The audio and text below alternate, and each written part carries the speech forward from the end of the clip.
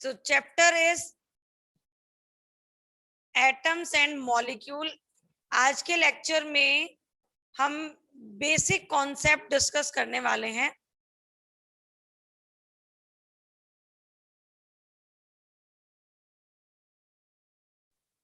Atoms and molecules को define करेंगे।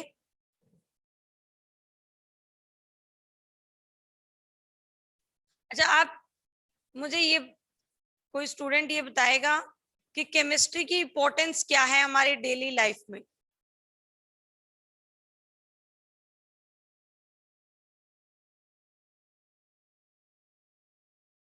कोई केमिस्ट्री एग्जांपल में लेके बताती आप थी। एक्सप्लेन कर सकते हो?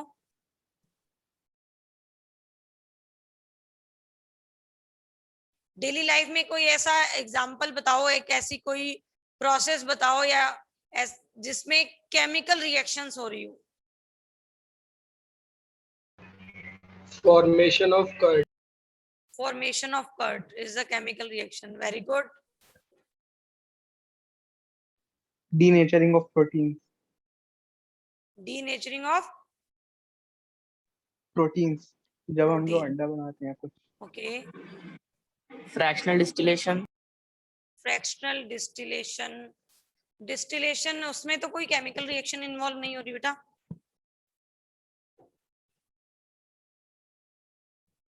Rusting of iron. Yes ma'am.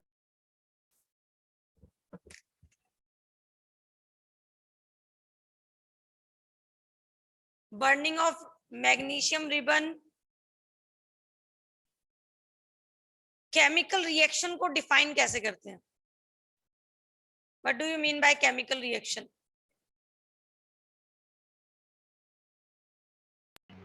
Ma'am, a reaction after which chemical properties of a substance change.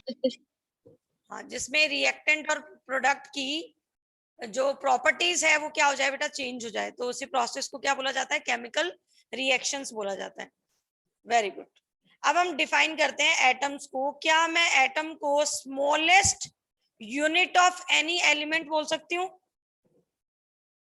Atom is the smallest unit of any element.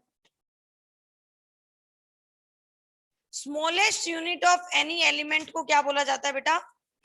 This is the atom that takes part in chemical reaction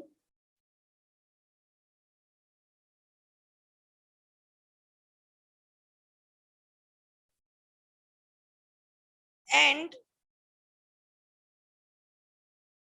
maintain its chemical identity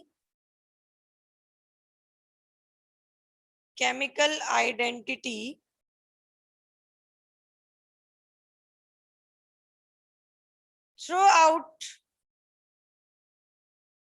all chemical and physical change.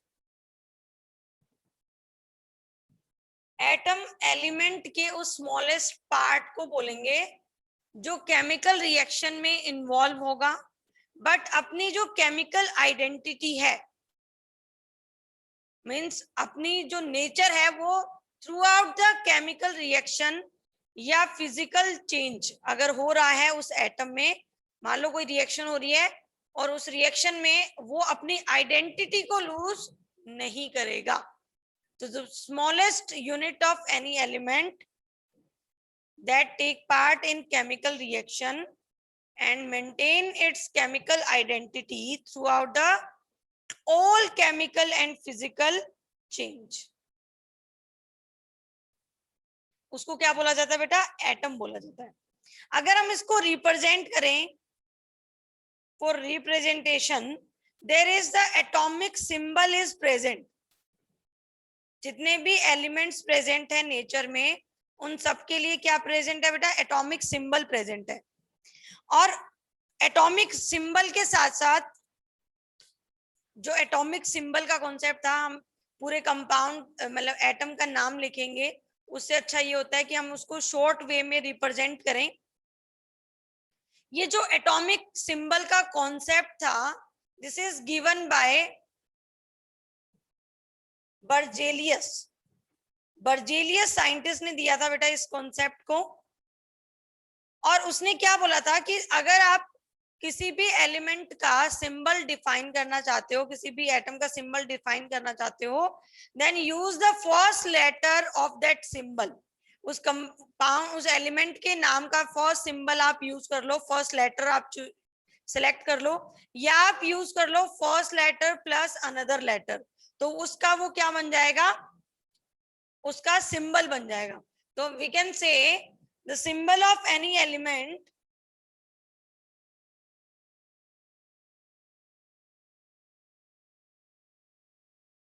Ma'am last slide दिखा दीजिए एक बार। Okay बेटा,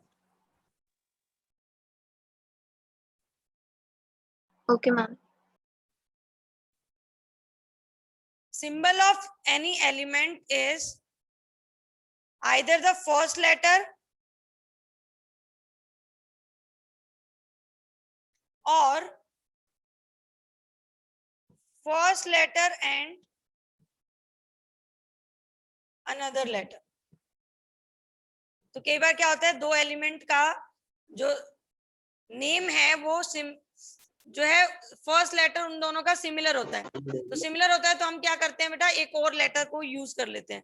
for example hydrogen जो element है, hydrogen का जो element है उसका एटॉमिक सिंबल क्या होता है बेटा, H। ऑक्सीजन का एटॉमिक सिंबल क्या होता है, O। पीरियोडिक टेबल, पता है आपको पीरियोडिक टेबल क्या होती है? पीरियोडिक टेबल क्या है बेटा, एक regular arrangement of all the elements present in the nature. Periodic table क्या है बेटा, एक टेबल है जिसमें एलिमेंट्स को रेगुलर अरेंजमेंट में अरेंज किया हुआ है। क्या बोलेंगे, this is the regular arrangement of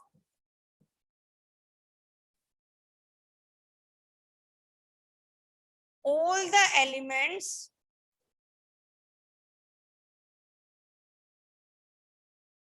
present in nature।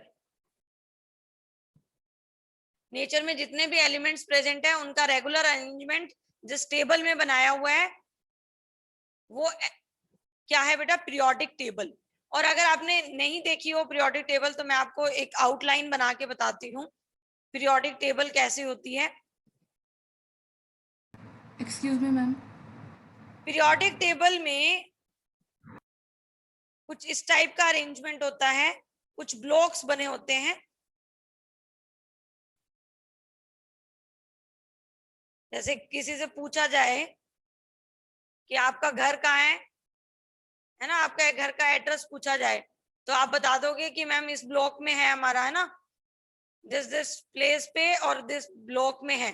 तो ऐसे ही पीरियोडिक टेबल में भी ना क्या होता है, बहुत सारे रोज होते हैं, कॉलम्स होते हैं, ठीक है, और ये अलग अलग क्या बने होते हैं बेटा, ब्लॉक बने होते हैं। ये ब्लॉक बड़े इंपॉर्टेंट होते हैं। ये वाला जो ब्लॉक होता है इस ब्लॉक को बोला जाता है एस ब्लॉक। ये बीच वाला जो ब्लॉक है इसको बोला जाता है डी ब्लॉक। क्यों बोला जाता है इसको भी बताएंगे अपन। ये वाला ब्लॉक होता है बेटा पी ब्लॉक, और ये वाला नीचे जो ब्लॉक है उसको बोला जाता है बेटा एफ ब्लॉक। और इसमें बहुत सारी ऐसे रोज भी होती है और कॉलम भी होते हैं, ठीक है। कितने रोज कितने कॉलम होते हैं वो भी अपन आगे जाके डिस्कस करेंगे। ये पूरा क्या होता है बेटा, एक पीरियोडिक टेबल होता है जिसमें नेचर में जितने भी एलिमेंट प्रेजेंट है उनको एक रेगुलर अरेंजमेंट में क्या किया हुआ है, अरेंज किया हुआ है। अब जो रेगुलर अरेंजमेंट फॉलो किया हुआ है यहाँ पे to arrangement of the all the element, वो क्या रखा हुआ है बेटा, उनका एटॉमिक नंबर रखा हुआ है। मतलब जैसे हमारा क्लास में रोल नंबर होता है वैसे ही यहाँ पे क्या दिया हुआ है, एटॉमिक नंबर दिया हुआ है, ठीक है। एटॉमिक नंबर जो है वो क्या होता है वो अपन डिस्कस करेंगे। ये होती है बेटा पीरियोडिक टेबल। अपन बात कर रहे थे सिंबल की, तो सिंबल बताते हैं पहले तो आपको, बहुत सारे कुछ एलिमेंट्स के जो आपको याद रखने हैं, सीक्वेंस वाइज बताऊंगी मैं। तो कोई आपसे पूछ ले कि किसका रेगुलर अरेंजमेंट है पीरियोडिक टेबल में, all the elements are present in, all the elements are present in the order of their atomic number. Atomic number के अकॉर्डिंग जो है एक रेगुलर अरेंजमेंट जिस टेबल में बना हुआ है, वो रेगुलर अरेंजमेंट ऑफ एलिमेंट ही क्या है, आपकी जो टेबल बनी है वो क्या है बेटा, पीरियोडिक टेबल। अब हम एटॉमिक नंबर के बेसिस पे एलिमेंट्स का नेम भी लिखेंगे और उनका सिंबल भी लिखेंगे। एटॉमिक नंबर वैसे ही है बेटा जैसे हमारा रोल नंबर होता है, उसके अकॉर्डिंग नंबर दिया हुआ है। बट हाँ, इसकी कुछ कैरेक्टरिस्टिक होती है। रोल नंबर जो बनता है वो क्लास में कैसे रोल नंबर बनाया जाता है, अल्फाबेट के अकॉर्डिंग रोल नंबर बनाया जाता है। बट यहाँ पे कोई अल्फाबेट के अकॉर्डिंग रोल नंबर या एटॉमिक नंबर नहीं दिया हुआ। एटॉमिक नंबर दिया जाता है बेटा उस एटम की प्रॉपर्टी को ऑब्जर्व करके। किस बेसिस पे दिया जाता है एटॉमिक नंबर, उसके प्रॉपर्टी को ऑब्जर्व करके। क्योंकि एक्चुअल में अगर मैं किसी भी एटम का स्ट्रक्चर देखूं तो एटम कुछ इस टाइप से होता है बेटा। ये एटम का होता है एक डार्क पार्ट होता है जिसको क्या बोला जाता है, न्यूक्लियस। और इस एटम के सराउंडिंग में ये होते हैं शेल। ये ऐसे एटम की स्ट्रक्चर होती है बेटा। ये अंदर वाला पार्ट क्या होता है, दिस इज द न्यूक्लियस। ये क्या होते हैं बेटा, शेल। इन शेल में क्या होते हैं बेटा, इलेक्ट्रॉन प्रेजेंट होते हैं। एक्चुअल में क्या होता है एटम में, एटम को भी अगर मैं डिवाइड करूं तो atom is the combination of 3 part.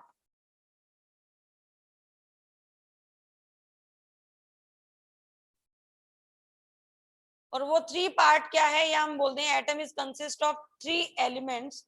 3 parts क्या है इसके, एक होता है बेटा प्रोटॉन, दूसरा होता है neutron and third one is electron. ये 3 पार्टिकल प्रेजेंट होते हैं किसी भी एटम की स्ट्रक्चर में। Excuse me ma'am. हाँ मैं बताऊंगी आपको ये लेड का सिंबल इससे स्टार्ट क्यों नहीं हुआ। हाँ जी बेटा बोलिए। मैम यहाँ पे मैम एटम्स में और भी तो पार्टिकल्स होते हैं, प्रोटॉन न्यूट्रॉन और इलेक्ट्रॉन्स के अलावा। और कौन से होते हैं, मैम जैसे पॉजिट्रॉन हुआ, नेगेटिव प्रोटॉन हुआ, ये हाँ सब। पॉजिट्रॉन भी होता है। पर मेनली जो मेन जो एलिमेंट जो पार्टिकल जो एलिमेंट प्रेजेंट होते हैं वो प्रोटॉन न्यूट्रॉन और इलेक्ट्रॉन को कंसीडर किया जाता है। हाँ पॉजिट्रॉन भी होते हैं, न्यूट्रिनो भी होते हैं। वो उन पार्टिकल्स को कब डिस्कवर किया गया था बेटा, जब ऐसे एलिमेंट प्रेजेंट थे नेचर में जो रेडियो एक्टिव थे, तो वहां से डिस्कवरी आती है उसकी। ओके। मेजर पार्ट जो होते हैं वो प्रोटॉन न्यूट्रॉन और इलेक्ट्रॉन होते हैं। प्रोटॉन एंड न्यूट्रॉन ये तो प्रेजेंट होंगे बेटा किसमें, न्यूक्लियस में। न्यूक्लियस में क्या प्रेजेंट होंगे, प्रोटॉन एंड न्यूट्रॉन। और शेल्स में क्या प्रेजेंट होंगे, इलेक्ट्रॉन प्रेजेंट होंगे। ये शेल भी इनफाइनाइट नंबर में होती है बेटा। और फर्स्ट नंबर शेल को बोलते हैं के शेल, सेकंड वाली शेल को बोलते हैं एल शेल, थर्ड शेल को क्या बोलते हैं, एम शेल। इस टाइप से M N so on number बनता रहता है। K shell, L shell, M shell, N shell. ठीक है, तो एटम में क्या क्या चीजें होती है, प्रोटॉन, न्यूट्रॉन और इलेक्ट्रॉन। न्यूक्लियस में क्या होगा, प्रोटॉन एंड न्यूट्रॉन। शेल्स में क्या होंगे, इलेक्ट्रॉन प्रेजेंट होंगे। जो न्यूक्लियस होता है इसमें अगर हम प्रोटॉन, न्यूट्रॉन और इलेक्ट्रॉन की बात करें बेटा, इनके चार्ज की बात करते हैं, तो प्रोटॉन जो होता है, नेक्स्ट स्लाइड ले रही हूं मैं, proton is positively charge, neutron is neutral, कोई चार्ज नहीं होता, नो चार्ज, और इलेक्ट्रॉन पे चार्ज क्या होता है बेटा, नेगेटिव चार्ज प्रेजेंट होता है। इसका मतलब हम ये बोल सकते हैं कि टोटल पॉजिटिव चार्ज एटम का किसमें कंसिस्ट होता है, positive charges consist in nucleus. Nucleus में तो सारा पॉजिटिव चार्ज प्रेजेंट होता है, क्योंकि न्यूट्रॉन पे तो चार्ज होता नहीं है। और शेल्स में कौन सा चार्ज प्रेजेंट होता है, नेगेटिव चार्ज। नेगेटिव। नेचर में जितने भी एलिमेंट प्रेजेंट है, जेड के बाद बेटा अगर शेल का नंबर आपको लेना है KLMN शेल, ठीक है, इससे ज्यादा वैसे एलिमेंट डिस्कवर ही नहीं हुए हैं, जेड शेल तक आने की हमें रिक्वायरमेंट ही नहीं पड़ेगी, उससे पहले ही इलेक्ट्रॉन फिल हो जाएंगे नेचर में जितने भी एलिमेंट है उनके, ठीक है, जेड शेल तक जाना ही नहीं पड़ेगा। हाँ, इन केस अगर डिस्कवरी हो जाती है, आप लोग साइंटिस्ट बन जाते हो और आप डिस्कवर कर लेते हो कोई नए एलिमेंट्स को, तो फिर शेल का नंबर और बढ़ा दिया जाएगा। बट अभी तक जितने भी पीरियोडिक टेबल में एलिमेंट है, वहां तक हमें जेड शेल में जाने की रिक्वायरमेंट ही नहीं होगी, उससे पहले ही इलेक्ट्रॉन फिल हो जाएंगे।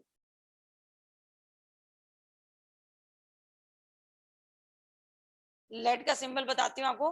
पॉजिटिव और नेगेटिव चार्ज एटम के बारे में अपन पढ़ने लगे, हम बात कर रहे थे, हम डिस्कस कर रहे थे बेटा symbol of element। symbol of element is the first letter और the first letter और another letter का combination होता है।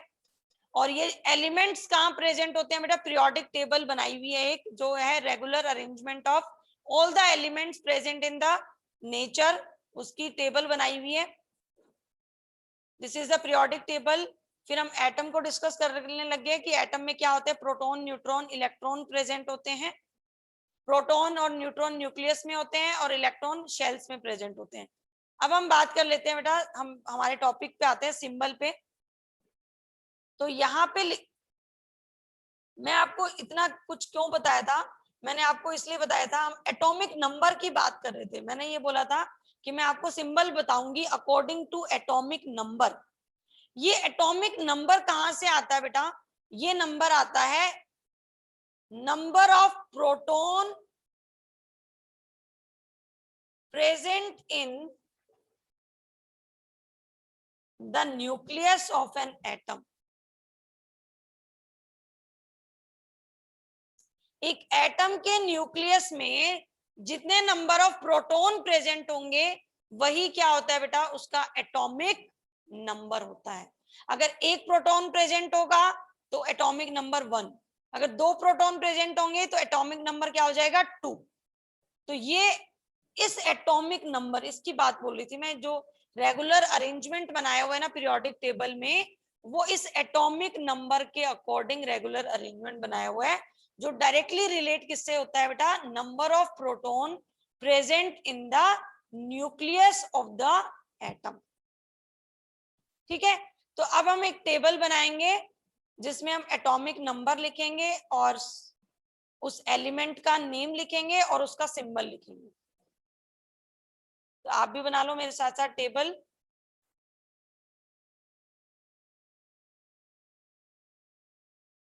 यहाँ पे atomic number,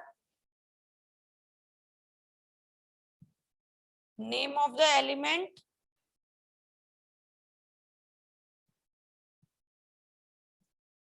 and symbol.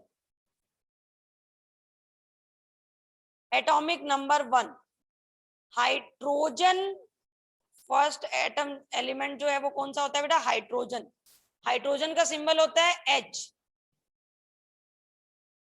Next element होता है बेटा हीलियम, जिसका एटॉमिक नंबर होता है 2, सिंबल होता है हीलियम का। अब H तो बना नहीं सकते, तो एक और लेटर कंसीडर कर लिया, तो इसका नाम क्या हो गया, He। सिंबल क्या हो गया, sorry, He। Third atomic number मतलब उसके न्यूक्लियस में 3 प्रोटॉन प्रेजेंट होंगे। नाम होता है इस एलिमेंट का लिथियम, Li बोलते हैं इसको। Next atomic number 4 beryllium,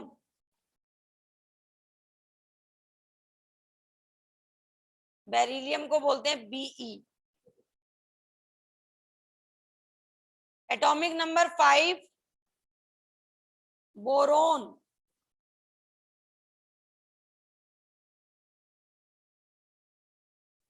boron, boron का सिंबल होता है B।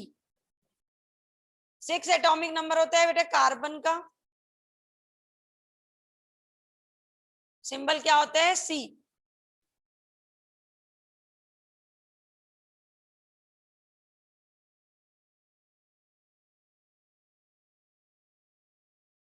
सेवन नंबर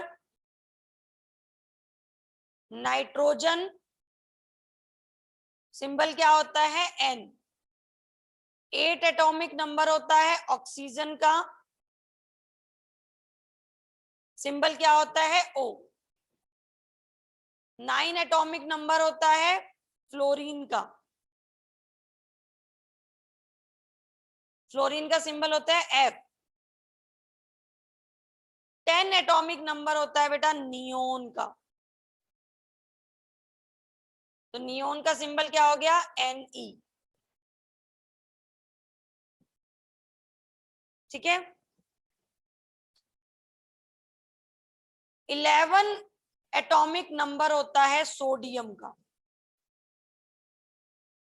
सोडियम का जो सिंबल है बेटा, it is derive from the Latin word, natrium. the symbol of sodium is derived from the Latin language से इस सिंबल को डिराइव किया हुआ है। सोडियम का जो लैटिन टर्म होता है उसको बोलते हैं बेटा नेट्रियम।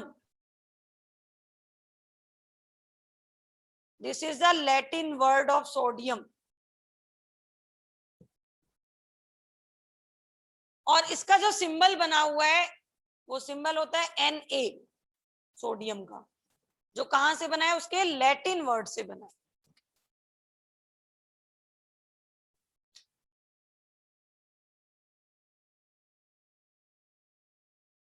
ठीक है।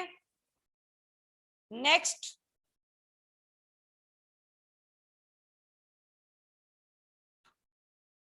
12 नंबर एटॉमिक नंबर किसका होता है, किसी को पता है? Magnesium mg। Magnesium. Magnesium. Magnesium. 12 atomic number is magnesium. Magnesium को किससे डिनोट करते हैं, Mg से। 13 किसका होता है बेटा, एल्यूमिनियम। बहुत से स्टूडेंट्स को पता भी होगा aluminium. 14 silicon. Silicon, very good, SI। Number 15 phosphorus. Phosphorus, very good. कौन सी क्लास की आवाज आ रही है ये, class 10। Class 10।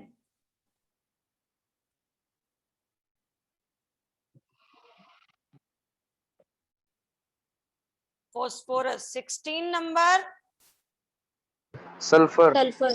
Sulphur. 17 number chlorine. Chlorine. 18 number argon. Argon. Argon, very good. Argon का सिंबल Ar। उसके बाद पोटेशियम। पोटेशियम। तो 19 नंबर बताते हैं आपको, 19 एटॉमिक नंबर पोटेशियम का होगा। तो इसका नाम फिर Pa क्यों नहीं है, मैम ये इसका केरियम शायद कुछ From Latin word kalium. Very good. Potassium का जो लैटिन वर्ड है विच इज कैलियम, इसलिए इसका सिंबल क्या होता है बेटा? के। 20th नंबर पे कौन आएगा? कैल्शियम। Calcium Calcium. कैल्शियम। क्या सिंबल होता है? सी। अब एक स्टूडेंट ने मुझसे डाउट पूछा, उसका आंसर देते हैं बेटा। तो बहुत सारे ऐसे एलिमेंट्स प्रेजेंट है बेटा जिनका सिंबल जो है वो लैटिन टर्म से डिराइव होता है, तो उन एलिमेंट्स को हम अलग से लिख लेते हैं, हमें याद रहेगा। जिनका सिंबल जो है वो लैटिन से डिराइव होता है,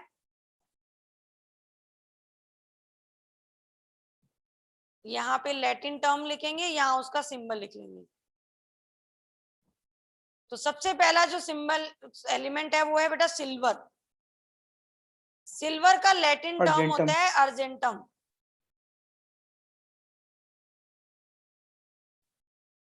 इसलिए इसको क्या बोलते हैं? सिल्वर को हमेशा बोला जाता है एजी। Copper cuprum. क्यूप्रम। क्या होगा symbol? C U. Gold aurum. Aurum. Aurum. Very good. क्या सिंबल होगा? एयू। यू।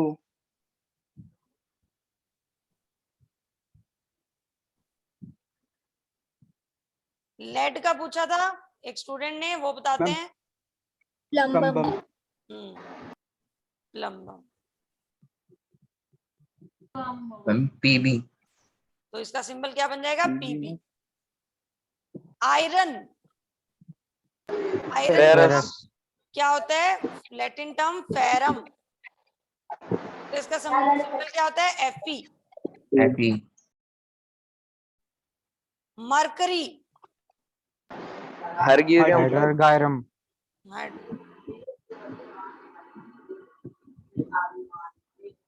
याद है या देख के बता रहे हो? मैम याद है। अरे वाह, वेरी गुड।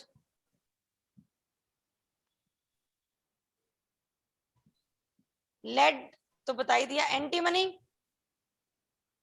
मैम शायद वुल्फ्रम था।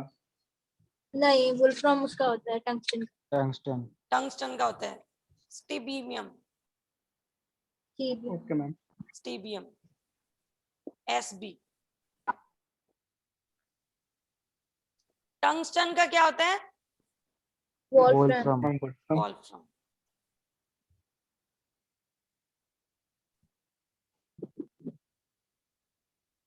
मैम तो ऐसा क्यों कि कुछ के लैटिन से डिराइव्ड है, कुछ के और वो इंग्लिश लैंग्वेज के ही है। बस जिस टाइम जैसे साइंटिस्ट ने डिस्कवर किया, अब क्या हो रहा था? मिसमैच हो रहा था। पहले तो क्या बोला गया कि जो नेम के अकॉर्डिंग जो है फर्स्ट लेटर बना रहे थे, बट ऐसे जो सिंबल थे जिनकी प्रॉपर्टी से या उनके नेम से डायरेक्ट डिफाइन करना से क्या हो रहा था? कंफ्यूजन हो रही थी बहुत ज्यादा। तो इस वजह से जो सिंबल है वो, मतलब जो नेम है वो दूसरी लैंग्वेज से डिराइव किए हुए। जैसे अब जितने भी, वैसे क्या हो रहा है, जितने भी एलिमेंट नए डिस्कवर हो रहे हैं ना, उनके लिए वैसे एक रूल बना हुआ है। आईयूपीएससी ने रूल बना रखा है, अनिल बायम ऐसे करके एक रूल बना रखा है, उसके अकॉर्डिंग ही सिंबल दिया जाता है। एक्चुअली क्या है, स्टार्टिंग वाले एलिमेंट तो ठीक है, याद हो जाते हैं नाम, उसके बाद जो थे उसके बाद जो एलिमेंट थे उनकी नेमिंग पता है साइंटिस्ट ने अपने नाम से लिखना चालू कर दिया, और वो इतने कॉम्प्लेक्स स्ट्रक्चर, कॉम्प्लेक्स नेम बन गए उन कंपाउंड्स के। तो आईयूपीएससी ने एक स्टैंडर्ड डिसाइड कर दिया कि कोई भी कंपाउंड का अगर आपको नेम लिखना है आफ्टर द 100 एटॉमिक नंबर के बाद जितने भी एलिमेंट प्रेजेंट है उनके एटॉमिक उनका नेम डिफाइन करने के लिए रूल बनाया हुआ है आईयूपीएससी ने, जिसको हम डिस्कस करेंगे। वैसे क्या होता है, नेम किसके अकॉर्डिंग डिसाइड करते हैं वो, या तो उसकी प्रॉपर्टी के बेसिस पे या उसके सोर्स के बेसिस पे, या साइंटिस्ट जो होते हैं वो अपने जैसे डिस्कवर किया उसके बेसिस पे जो है वो नेम डिसाइड कर देते हैं उसका।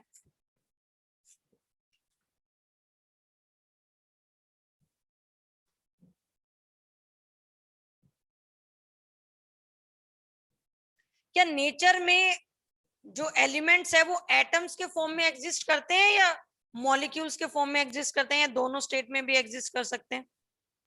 दोनों मैम में कर एक्सेप्ट सकते inert gas all are in molecule form.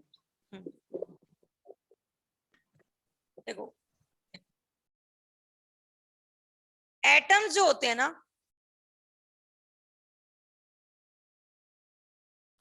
of most of the element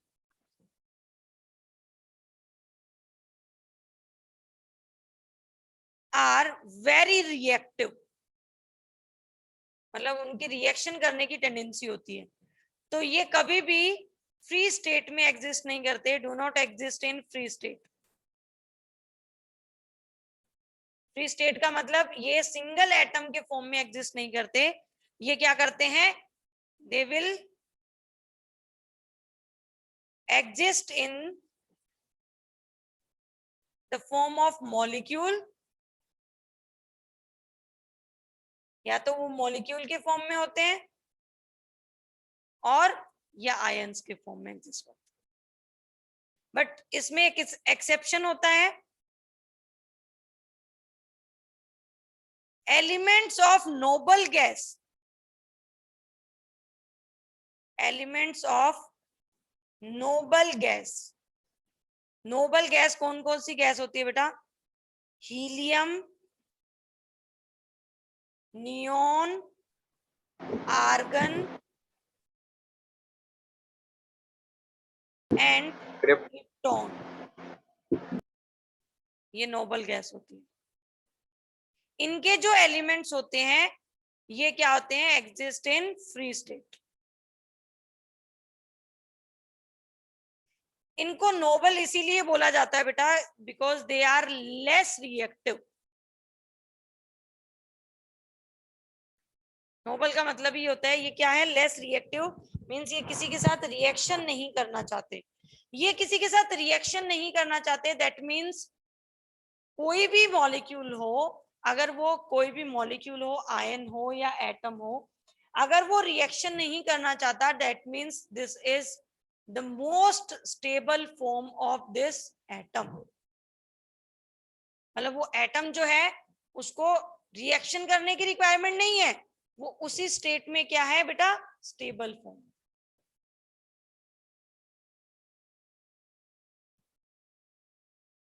और ये जो एटम्स जनरली एग्जिस्ट करते हैं वो फ्री स्टेट में एग्जिस्ट नहीं करते, मतलब वो मॉलिक्यूल्स बनाते हैं। वो मॉलिक्यूल्स बनाते क्यों हैं? To gain the stability.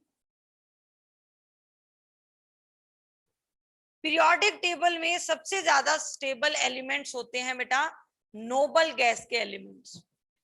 ये ऐसे एलिमेंट्स होते हैं जो किसी के साथ रिएक्शन में इन्वॉल्व नहीं होते।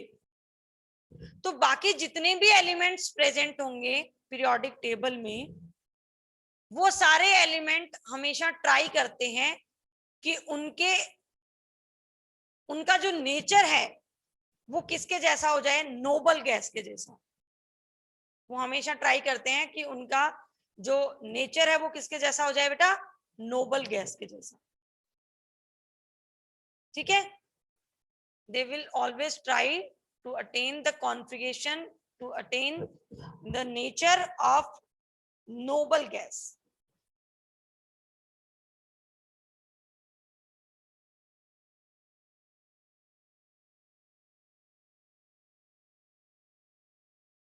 Right? अब आपको कैलकुलेशन ऑफ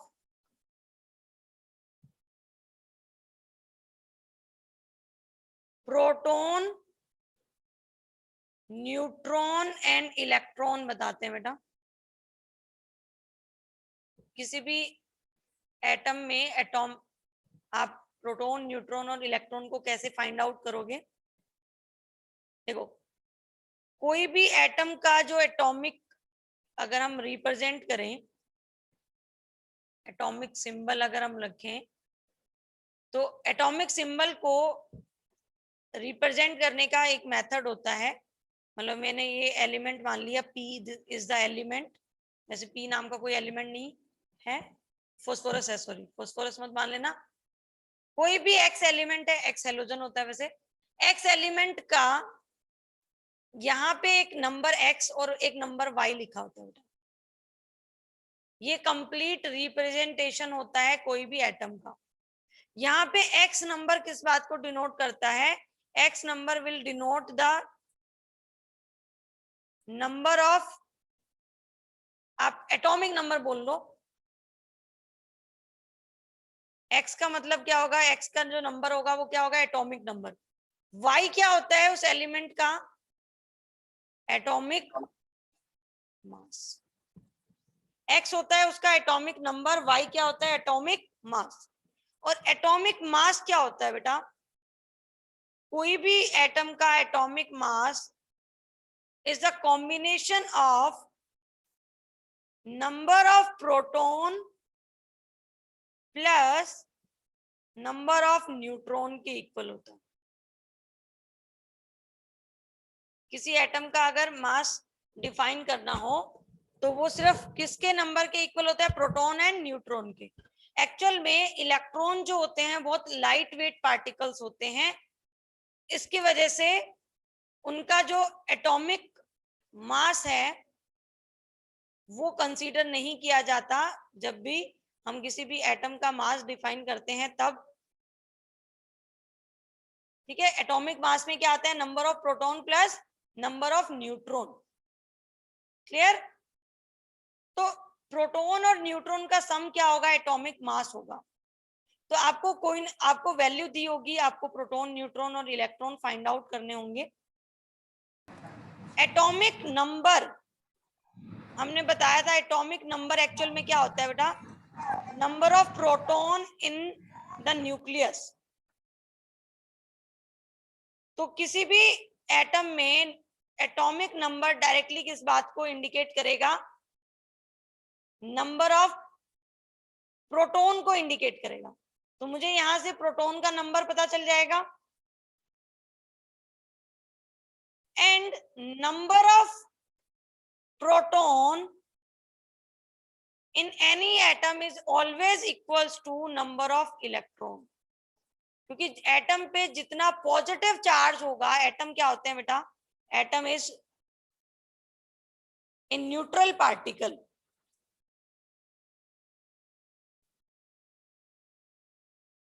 तो उस एटम पे जितना पॉजिटिव चार्ज होगा उतना ही क्या होगा बेटा, नेगेटिव चार्ज प्रेजेंट होगा। तो प्रोटॉन पे होता है पॉजिटिव चार्ज और इलेक्ट्रॉन पे क्या होते हैं, नेगेटिव चार्ज होता है। तो अगर एटम हमारा एलिमेंट जो है हमारा न्यूट्रल है, तो न्यूट्रल बोलने का मतलब यही है कि उसमें प्रोटॉन का नंबर जितना होगा उतना ही क्या होता है बेटा, इलेक्ट्रॉन का नंबर होता है। ठीक है, तो प्रोटॉन के नंबर से इलेक्ट्रॉन का नंबर आ जाएगा, एटॉमिक नंबर से प्रोटॉन का नंबर आ जाएगा। तो हम इजीली एटॉमिक मास से फाइंड आउट कर सकते हैं नंबर ऑफ इलेक्ट्रॉन्स को।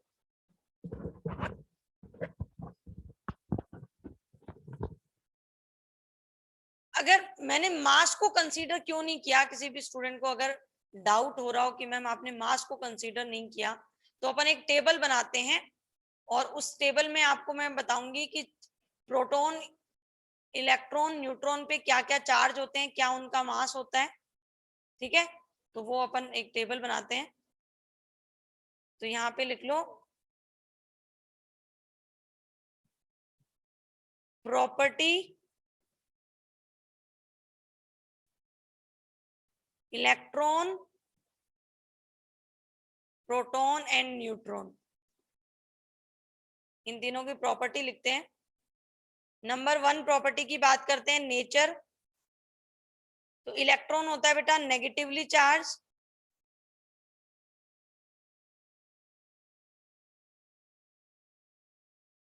प्रोटॉन होता है पॉजिटिवली चार्ज,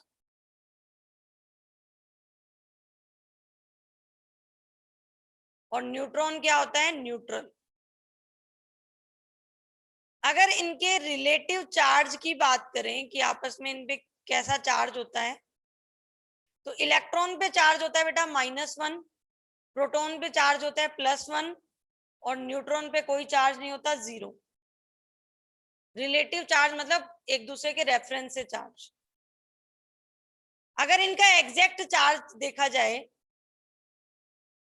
मतलब इनका एब्सोल्यूट चार्ज देखा जाए कि कितना चार्ज एग्जिस्ट करता है इसमें, तो एग्जिस्ट करता है -1.6 इंटू 10⁻⁻19 कूलम। ये तो होता है इलेक्ट्रॉन का चार्ज। और प्रोटॉन का होता है +1.6 इंटू 10⁻⁻19 कूलम। वो पॉजिटिव में होता है, ये नेगेटिव में होता है। तो रिलेटिवली देखा जाए तो इस पे -1 चार्ज है और इस पे +1 चार्ज है। सेम ऐसे ही अगर मैं इसका एब्सोल्यूट मास देखूं, एब्सोल्यूट और रिलेटिव का मतलब क्या होता है? एब्सोल्यूट का मतलब होता है एग्जैक्ट मास उसका, और रिलेटिव मास होता है किसी के रेफरेंस से मास। एक पार्टिकल को हमने रेफरेंस बना लिया और उसके रेफरेंस से अगर किसी का मास निकाल रहे हैं तो वो उसका क्या है? रेफरेंस मास। तो एब्सोल्यूट मास कितना होता है इलेक्ट्रॉन का? इलेक्ट्रॉन का होता है 9.1 इंटू 10⁻⁻28 ग्राम। देखो कितनी कम वैल्यू है। 9.1 इंटू 10⁻⁻28 ग्राम। माइनस में तो 1 ही होता, वही अपन मेजर करना बड़ा मुश्किल हो जाता। माइनस में 28 और प्रोटॉन पे होता है 1.67 इंटू 10⁻⁻24 ग्राम। सेम मास होता है प्रोटॉन का, इसका न्यूट्रॉन का 1.67 इंटू 10⁻⁻24 ग्राम। तो अगर मैं इनका रिलेटिव मास देखूं तो किसी एक को रेफरेंस बनाना पड़ेगा मुझे। जो ज्यादा वैल्यू है उसको रेफरेंस बना लेते हैं। ये ज्यादा वैल्यू है माइनस में, तो इसका मतलब ये 1 मान लिया मैंने, इसको भी 1 मान लिया। तो इसके रेफरेंस से अगर इसका मास चेक किया जाएगा तो बेटा ये आएगा 1/1837। बहुत कंपैरेटिवली बहुत कम मास होने की वजह से जब हम एटम का एटॉमिक मास डिफाइन करते हैं तो हम क्या बोल देते हैं कि ये मास जो होगा वो सिर्फ किसका कॉम्बिनेशन होगा? प्रोटॉन एंड न्यूट्रॉन का कॉम्बिनेशन होगा। क्योंकि इलेक्ट्रॉन का रिलेटिव मास क्या होता है बेटा? बहुत ही कम होता है, उसके प्रोटॉन और न्यूट्रॉन के कंपैरिजन में क्या होता है? कम होता है।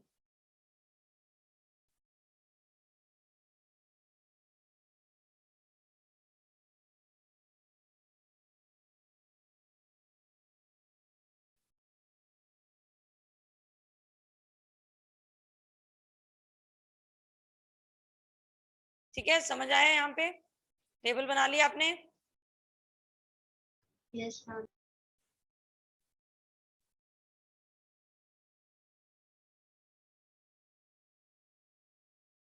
अब आपको ये बताते हैं कि के शेल एल शेल में मैक्सिमम नंबर ऑफ इलेक्ट्रॉन कितने हम अकोमोडेट कर सकते हैं।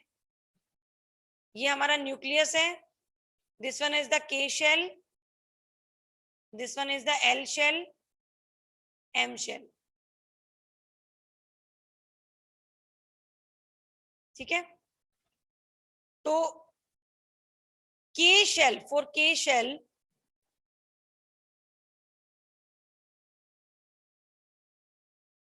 नंबर ऑफ इलेक्ट्रॉन, पहले एक जनरल फॉर्मूला लिखते हैं। Number of electron in any shell is equals to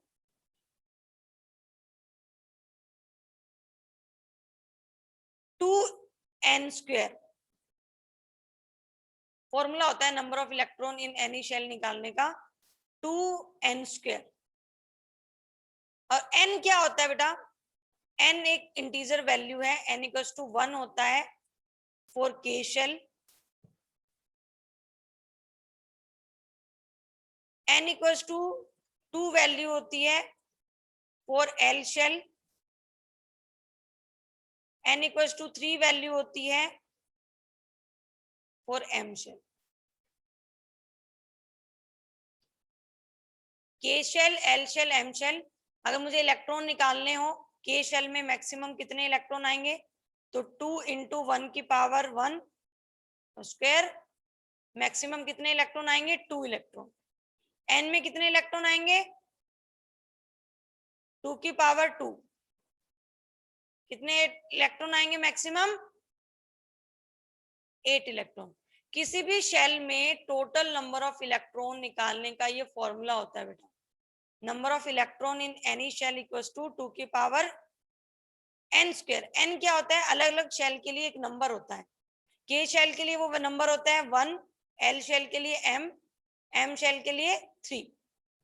तो ये यहाँ पे कितना हो जाएगा ये बेटा, 3 का स्क्वायर 9 × 18. 2 18। तो ये इलेक्ट्रॉन प्रेजेंट होते हैं बेटा के, एल और एम शेल में।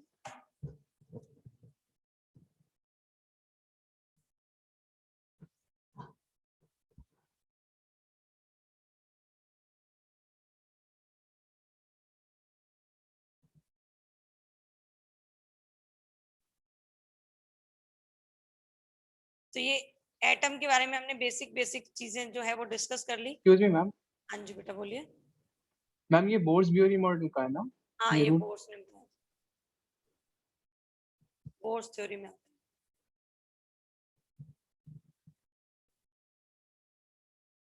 तो थोड़ा डिटेल में पढ़े ना, हम बेसिक सिर्फ 10th या 9th वाला पार्ट नहीं पढ़ रहे, तो थोड़ा डिटेल में भी आपको बताया जाएगा। मॉलिक्यूल्स को डिस्कस करते हैं।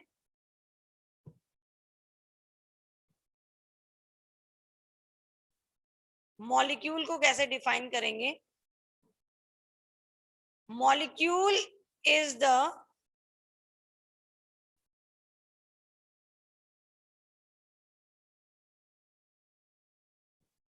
smallest particle of a compound.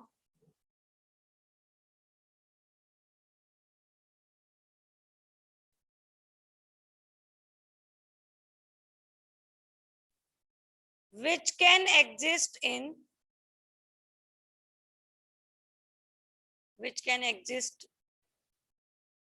in free condition.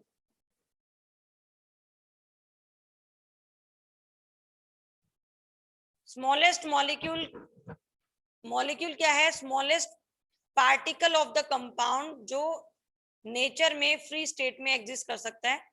अब मॉलिक्यूल्स बनता कैसे है, जब एटम्स आपस में कंबाइंड हो जाते हैं, तो कंबाइंड होने के बाद जो स्ट्रक्चर बनती है उसी को क्या बोला जाता है बेटा, मॉलिक्यूल्स बोला जाता है। एटम्स आपस में कंबाइन हो जाएंगे तो क्या बनेगा, मॉलिक्यूल्स बनेगा। एटम्स आपस में कंबाइन क्यों होंगे, व्हाई एटम्स आर कंबाइनिंग,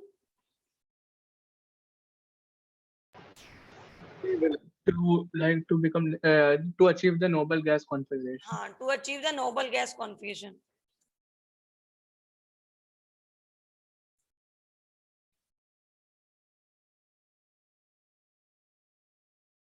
ये हम बोल सकते हैं to achieve the stability. Stability को अचीव करने के लिए वो ऐसा करते हैं। तो जब एटम्स आपस में कंबाइंड होंगे तो वो क्या बनाएंगे बेटा, मॉलिक्यूल्स बनाएंगे। मॉलिक्यूल्स के टाइप डिफाइन करते हैं।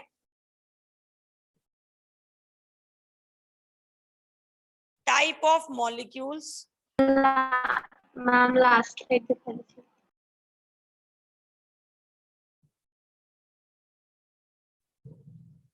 Okay ma'am.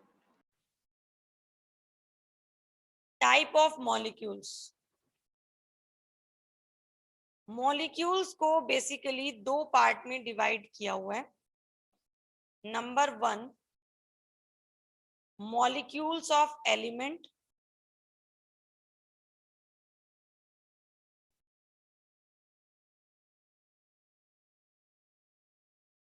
and number 2, molecules of compound.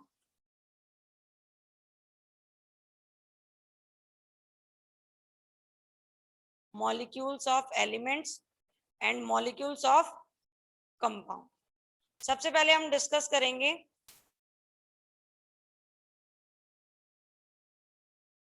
Molecules of elements को।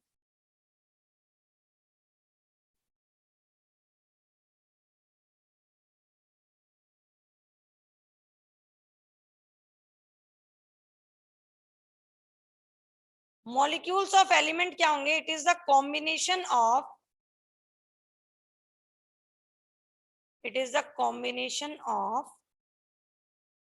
टू और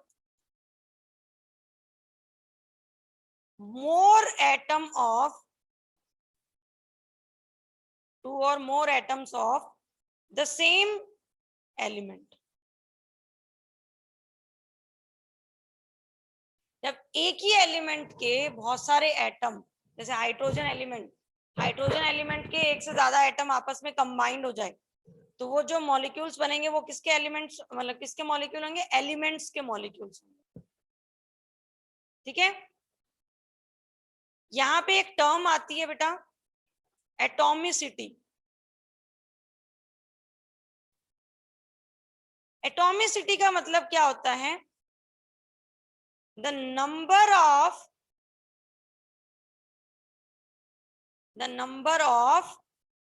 the atoms present in the molecule।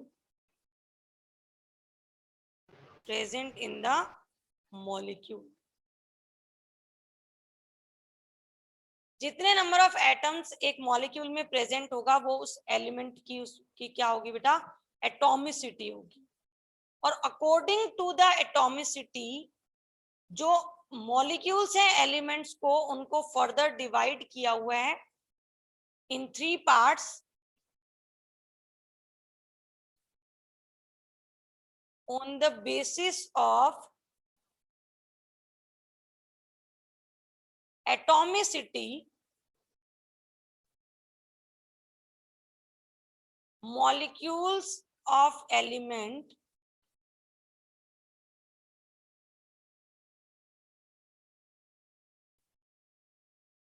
are divided into 3 parts। Number 1, mono atomic molecule. वैसे इनको मोनो एटॉमिक मॉलिक्यूल का मतलब atom ही हो गया, वैसे हो mono atomic molecule, molecule with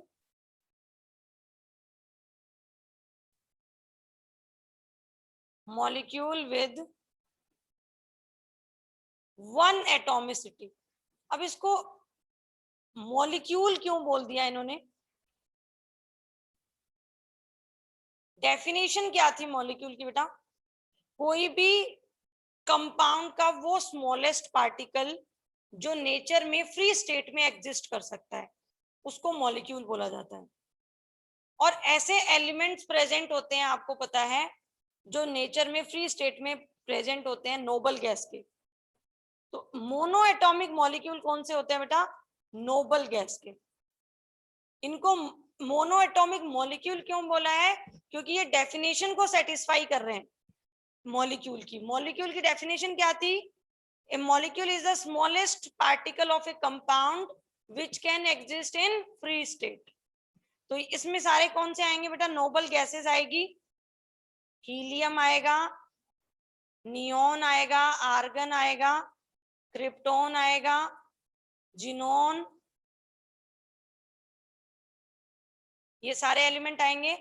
और कुछ नोबल मेटल भी होती है बेटा, जो जनरली जल्दी से किसी के साथ रिएक्शन नहीं करती। एक तो होती है गोल्ड Au और एक होती है सिल्वर, गोल्ड एंड सिल्वर, ये होते हैं मोनो। प्लैटिनम इस कैटेगरी में आ सकती है क्या? हाँ जी बेटा। मैम प्लैटिनम इस कैटेगरी में आ सकता है क्या? हाँ प्लेटिनम भी आ सकता है, प्लेटिनम भी नोबल है।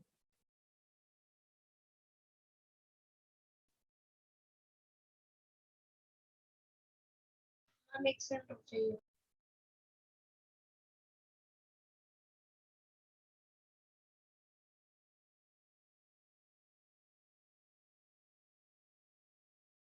Yes, ma'am. सेकंड टाइप है diatomic molecule.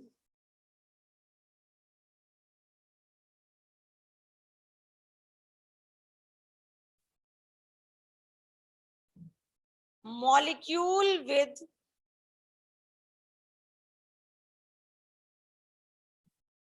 Atomicity is 2। जब 2 एटॉमिसिटी होगी तो मॉलिक्यूल क्या होगा?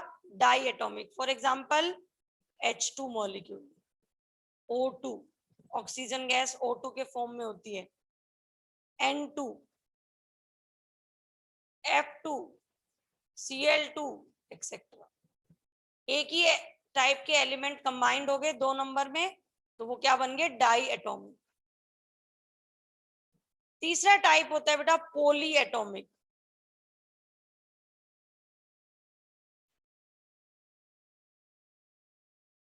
पॉली एटॉमिक क्या होंगे? More than 1, atomicity is more than 2।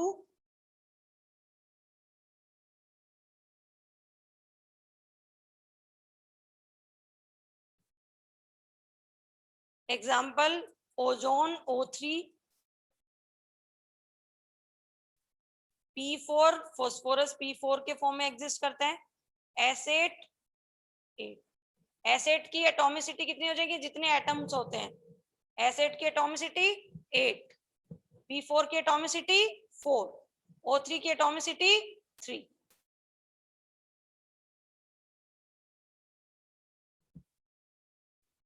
तो बहुत ही बेसिक सा टॉपिक डिस्कस किया आज हमने। एक बार देख मैम लेते ये हैं। इन दोनों का कोई स्पेशल नेम होता है, P4 और F8 का? नहीं, फॉस्फोरस नेचर में P4 के फॉर्म में एग्जिस्ट करता है, नेम नहीं होता अलग से, फॉस्फोरस ही बोला जाता है।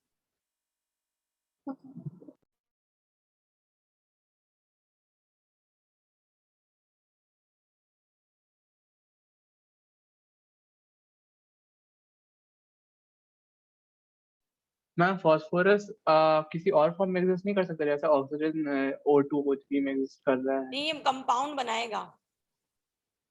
अगर फॉस्फोरस जो है मतलब एक जो एलिमेंट है, फॉस्फोरस एलिमेंट जो है, अगर इसको मैं देखूं कि नेचर में किस फॉर्म में मिलेगा तो ये P4 के फॉर्म में मिलेगा। हाँ, किसी और के साथ कंबाइन करेगा, ये रिएक्शंस भी करेगा। फॉस्फोरस अपना ऑक्साइड भी बनाएगा, P2O5 बनाएगा, PO4-3 आयन भी बनाएगा ये। बट अगर सिर्फ फॉस्फोरस एलिमेंट प्रेजेंट हो तो वो नेचर में खुद को स्टेबल करने के लिए जो जिस फॉर्म में वो एग्जिस्ट करते हैं वो होता है P4।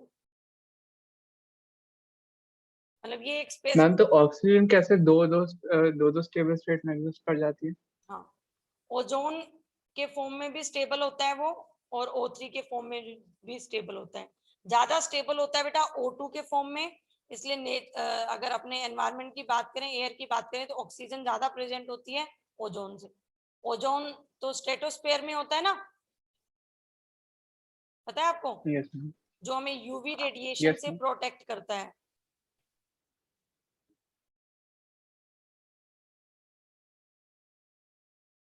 होमोस्फेयर के ऊपर होता है शायद, स्ट्रेटोस्फेयर में नहीं होता, होमोस्फेयर। और बताइए कुछ लग रहा हो आपको?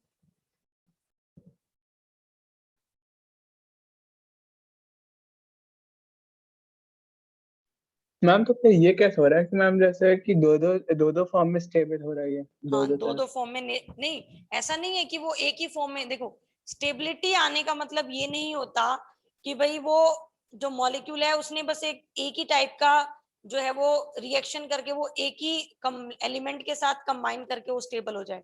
P4 के फॉर्म में भी स्टेबल होता है, O3 के फॉर्म में भी स्टेबल होता है, क्योंकि वो दोनों केस में ना, जैसे O2 है तो ये O2 में क्या होंगे? 2 ऑक्सीजन एटम होंगे, तो दोनों ऑक्सीजन एटम अपनी स्टेबिलिटी को गेन कर लेंगे। O3 के केस में तीनों ऑक्सीजन एटम अपनी स्टेबिलिटी को गेन कर लेंगे, तो एक कंबाइंड फॉर्म में एग्जिस्ट करेंगे, उसका नाम O3 हो गया। अब आपके मन में आ रहा होगा कि मैम अगर 4 ऑक्सीजन हो तो क्या ये स्टेबल होगा? नेचर में 4 ऑक्सीजन वाला कोई कंपाउंड एग्जिस्ट नहीं करता। ऑक्सीजन के O2 और O3 फॉर्म में एग्जिस्ट करता है। O4 को जैसा कुछ नहीं होता, O6 जैसा कुछ नहीं होता, O5 जैसा कुछ नहीं होता, सिर्फ होता है O2 एंड O3। मतलब नेचर Okay, में जिस टाइप के एलिमेंट्स जिस कंबाइंड फॉर्म में एग्जिस्ट करते हैं वो उनकी कंबाइंड फॉर्म एक्चुअल में स्टेबल फॉर्म होती है। तो इस कैटेगरी में वही एलिमेंट अपन एग्जांपल में लेंगे जो एक्चुअल में नेचर में एग्जिस्ट करते हैं।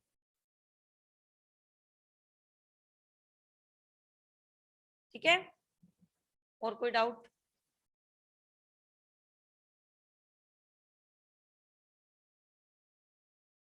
तो फिर बाकी अपन नेक्स्ट लेक्चर में डिस्कस करेंगे। Thank you ma'am. Welcome. Thank you, good ma'am. Evening. Good Good evening, ma'am.